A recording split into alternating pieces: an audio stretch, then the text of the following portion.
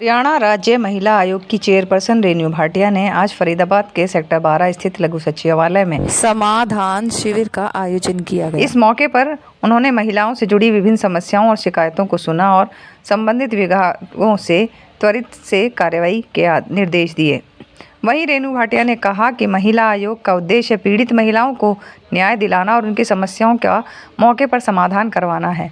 समाधान दिवस के दौरान घरेलू हिंसा, दहेज प्रताड़ना, कार्यस्थल पर यौन उत्पीड़न और संपत्ति विवाद जैसी कुल 18 शिकायतें दर्ज की गईं, जिनमें से 12 मामलों को मौके पर ही निपटाया गया।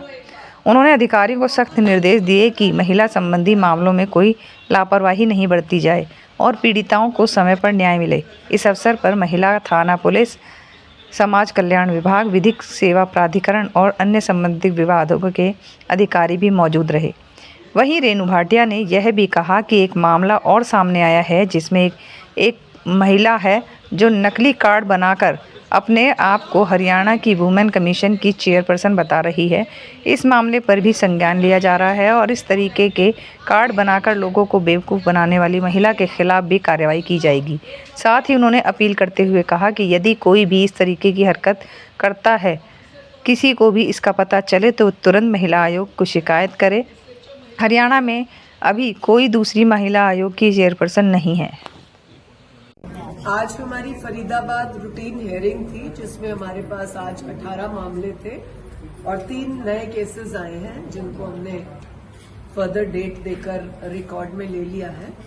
इन 18 मामलों में मैक्सिमम केस डोमेस्टिक वायलेंस के हैं, जो कि एक बहुत शर्मसार बात है कि 5 महीने की शादी, 8 महीने की शादी, 7 महीने की शादी, उसमें डोमेस्टिक वायलेंस। और सबसे बुरा जो हमें लगता है, जो हमने देखा, कि आप केस बनाने के लिए अपनी नंद का, नंदोई का, ससुर का, खास तौर से जेठ का नाम दर्ज कर देते हो और फिर किसी न किसी की सलाह से एक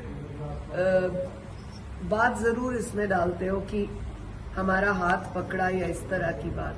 बाद में जब म्यूचुअली खत्म होती है ये बातें तो फिर ये खत्म हो जाती है कि नहीं, ऐसा नहीं था, हम म्यूचुअली कॉम्प्रोमाइज कर रहे हैं।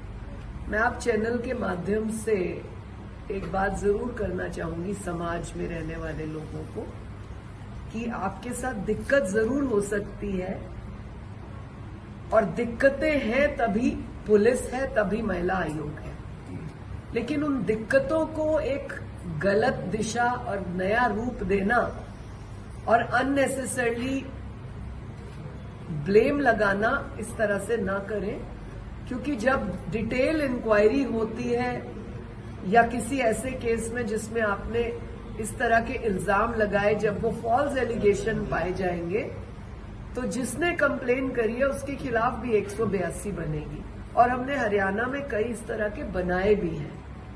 और मैं ये निवेदन करूंगी कि लड़कियां अपने केस को केस की तरह देखें, न कि धाराएं ऐड करवाने के चक्कर में ऐसे ब्लेम्स लगाना, क्योंकि जब कार्रवाई शुरू होती है, पुलिस डिटेल तक जाती है तो उसका गलत इम्पैक्ट पड़ता है। एक और नया विषय हमारे पास आया है, रिचा नागपाल।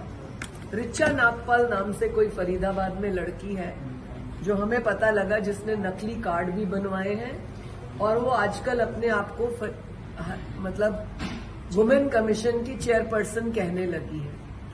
हरियाणा राज्य महिला आयोग में कोई और चेयरपर्सन नहीं है, किसी और जिले में वाइस चेयरपर्सन या मेंबर्स अभी नहीं है। और इस तरह से जो महिला ये झूठा नाम लेकर और कई केसेस और थाने में भी जाकर कहने लगी है, हमें पता लगा 3 नंबर चौकी में जाकर उसने ये वाली बात कही है। ये हमें ढूंढना पड़ेगा कि कौन है, और जब हमें मिली और ये बातें साबित हुई तो उसके खिलाफ कार्रवाई होगी, क्योंकि वो इस तरह के नाम लेकर पता नहीं कितने केसेस का मिसयूज करा है, कर रही होगी, आगे करने वाली है।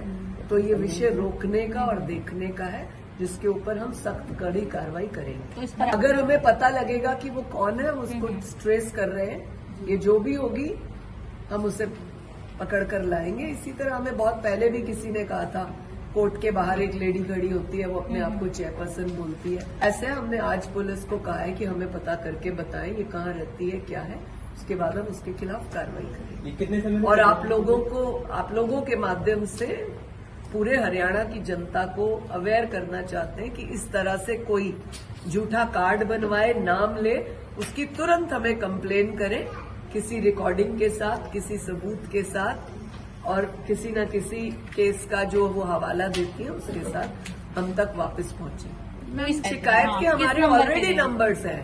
महिला आयोग की वेबसाइट है, उसके हमारे नंबर्स हैं और हमारी मेल आईडी है। आप उस पर कांटेक्ट करें या फिर स्ट्रेट अवे मुझसे बात करें।